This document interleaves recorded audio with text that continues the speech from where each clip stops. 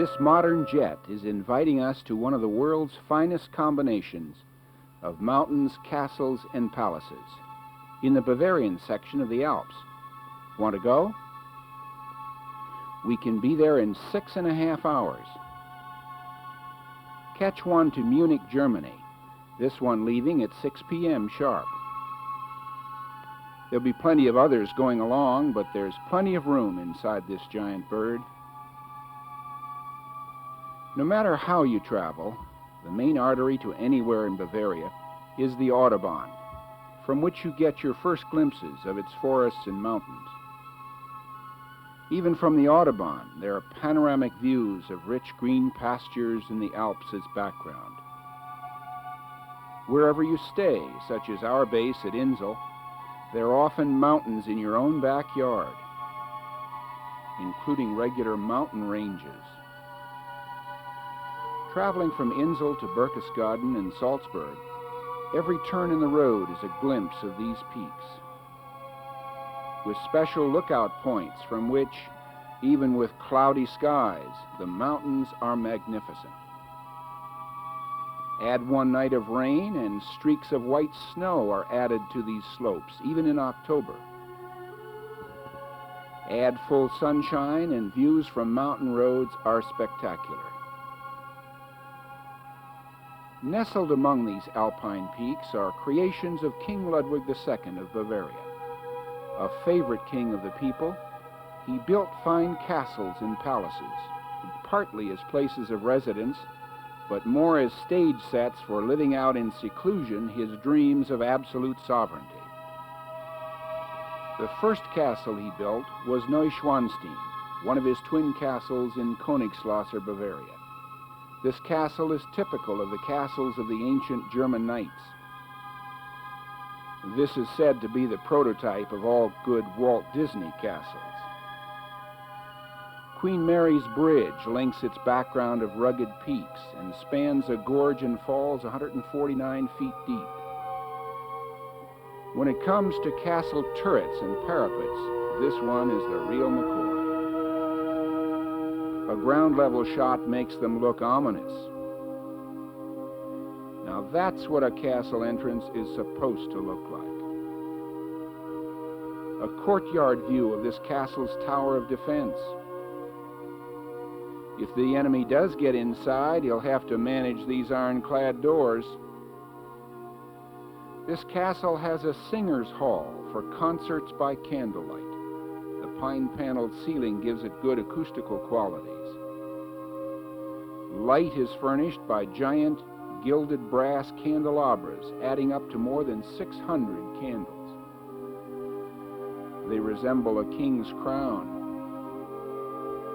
This is the king's living room, with furniture and wall paintings depicting scenes from Wagner's opera Lohengrin, and the tales of Tristan and Isolde, Parsifal and Siegfried. The swan was a favorite animal of King Ludwig. Many of the castle's murals are scenes of the days of German knighthood.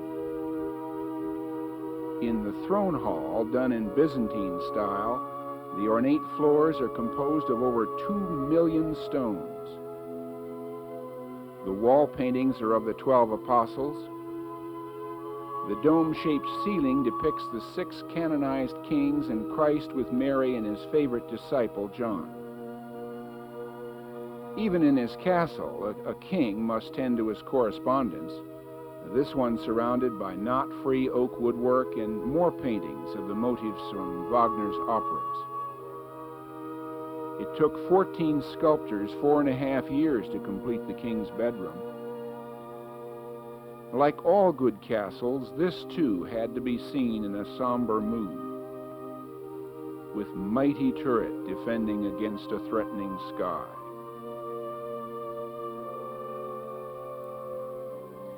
As you might expect, this same King Ludwig had to build a castle reachable only by boat, no less than a replica of the French Palace of Versailles, Heron Chiemsee, in the middle of Chiemsee Lake. The king's bed here looks different without sun or electric light. The king's portrait looks all the more regal by candlelight.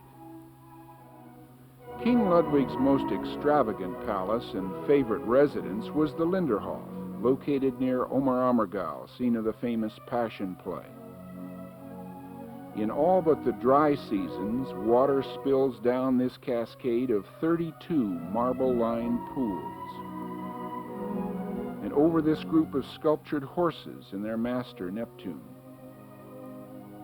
On the pedestals to each side are these figures of winged cherubs. The palace invites being spotlit by the sun under the watchful eye of this golden family that commands the pool. The top of the entrance features Atlas holding up the world. Immediately inside is an equestrian statuette of King Louis XIV of France. The ornate furnishings include this life-sized peacock in porcelain. All else in this palace glitters. Candlelit chandeliers in crystal in the bedchamber, and porcelain versions elsewhere. Each room adds a different color to the gold ornamentation, such as in the king's dressing room. The palace's closest thing to a work desk, with inspiration from this handsome statuette of the king. A room where King Ludwig himself held forth under ermine-lined canopy. The king's own upright, an Aeolian piano, a combination of piano and organ, built for Wagner, but who never came to play it.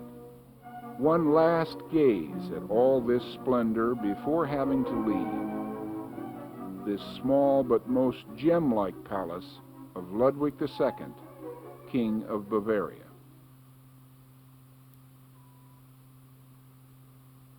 With a taste of Bavarian royalty, let's head for the crown jewel of the Bavarian Alps, the highest peak in Germany, the mighty Zugspitze. We must start, of course, on the valley floor, crossing broad, smooth-flowing streams,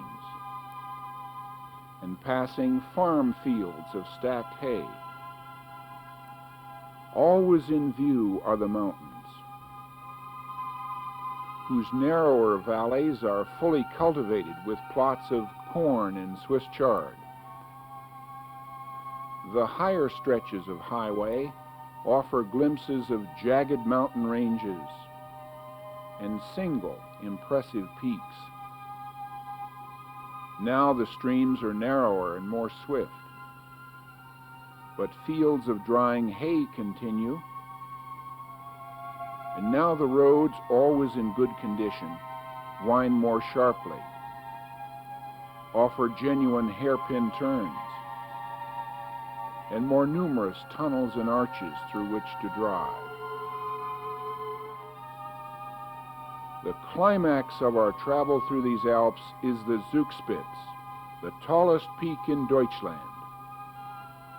At Alpsee is the cable car station from which we will make our climb. We notice that the station is well supplied with spare cable. Still want to go? That cable stretches all the way from the valley floor to the peak almost 2 miles high, pausing only at 2 towers on the way. As we proceed, the lake at Alpsee comes into view.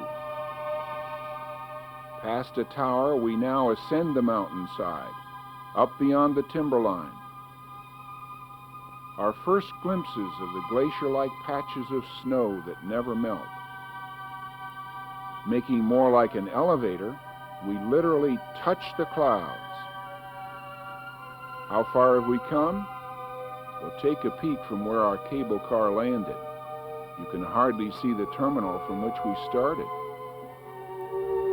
This is one of 3 clusters of buildings atop the Zugspitze, 2 in Germany and 1 in Austria.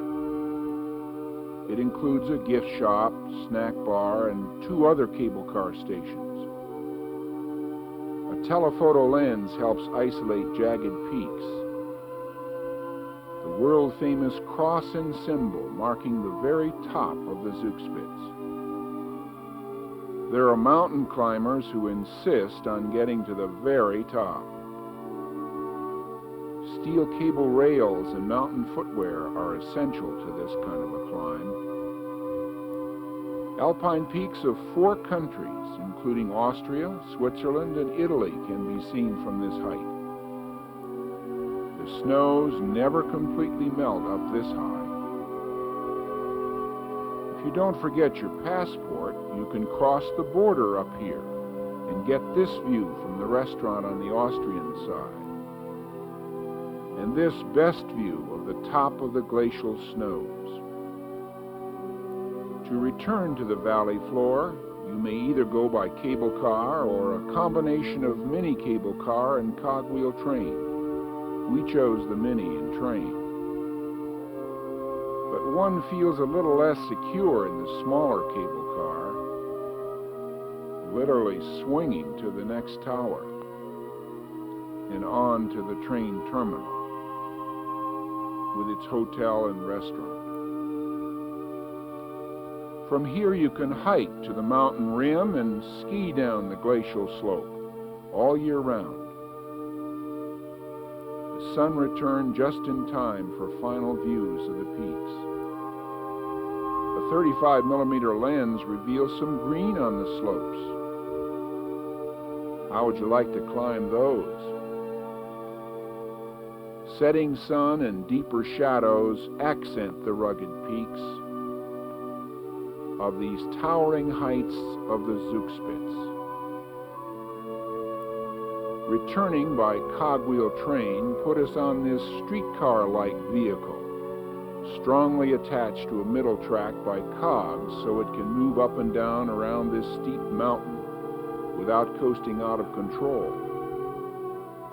It's time already to mount wings for home. And soon we're back on terra firma, in the good old USA, just in time for the setting sun, to a glorious round of mountains, castles, and palaces, Bavarian style.